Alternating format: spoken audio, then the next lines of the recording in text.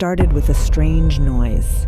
Soft, rhythmic tapping coming from the wall that separated my apartment from my neighbors. First, I thought it was a mouse or maybe some plumbing issue, but the pattern was too deliberate, too human. I shrugged it off, but as the nights passed, the sound persisted. Each time, it started around midnight and went on for hours. I'd lived in that building for 3 years. My neighbor, Lisa, was quiet, polite, and kept to herself. She worked long hours as a nurse, or so she said.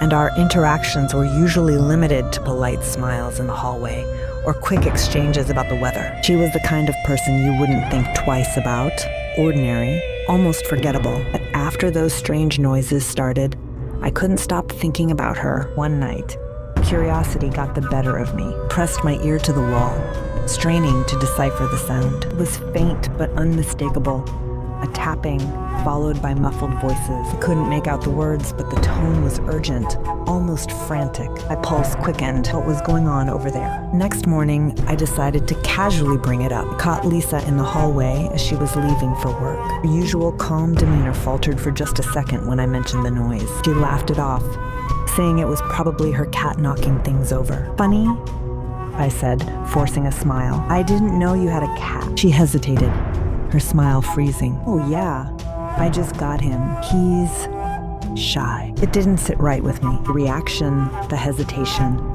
it felt off. But I didn't press further. Who was I to pry into her life? Still, the feeling lingered, a nagging sensation that something wasn't right. At night, the noises returned, louder this time. Couldn't ignore them anymore. Grabbing my phone, I recorded the sounds, hoping to make sense of them later. As I replayed the recording, I noticed something chilling.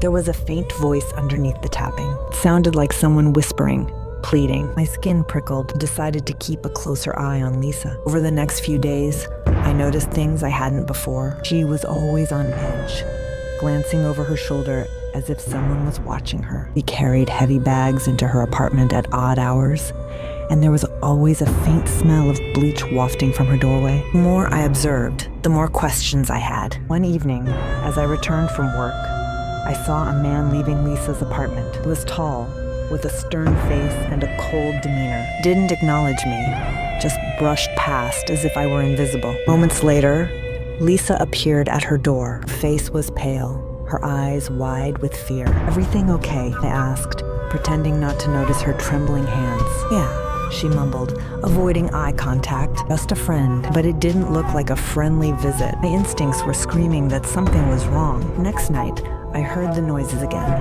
but this time they were accompanied by a loud thud. My heart raced. I couldn't ignore it anymore. Grabbing my phone, I dialed the building's security number, reporting the disturbance. I promised to check it out, but when they arrived, Lisa's apartment was eerily silent. She opened the door with a calm smile, assuring them everything was fine. I could see the exhaustion in her eyes, the fear she was trying to hide. There was nothing more I could do.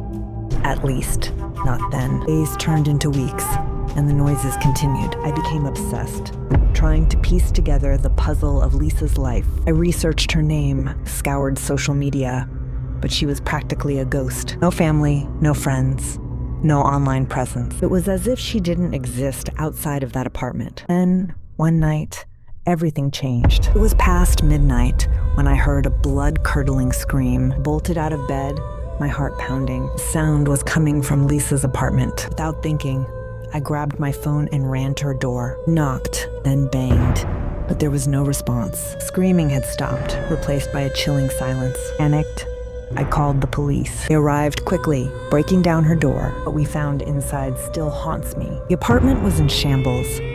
Broken furniture, bloodstains on the floor, and a foul stench that made me gag. Lisa was nowhere to be found, but in the corner of the living room was a man, bound and gagged, his face battered and bruised. He was alive, but barely conscious. Police unraveled the truth over the next few days. Lisa wasn't a nurse. She wasn't even her real name. She was a fugitive, wanted in connection to several high-profile kidnappings. Man in her apartment was one of her victims, held captive for weeks. But Lisa herself was gone, vanished without a trace. Police searched tirelessly, but it was as if she had evaporated into thin air. Discovery shook me to my core. I had lived next to her for years, exchanged pleasantries, and never once suspected the darkness lurking beneath her quiet exterior. Even now, I can't walk past her empty apartment without feeling a chill. Noises have stopped, but the memories remain, a haunting reminder of how little we truly know about the people around us. Lisa's secret changed everything.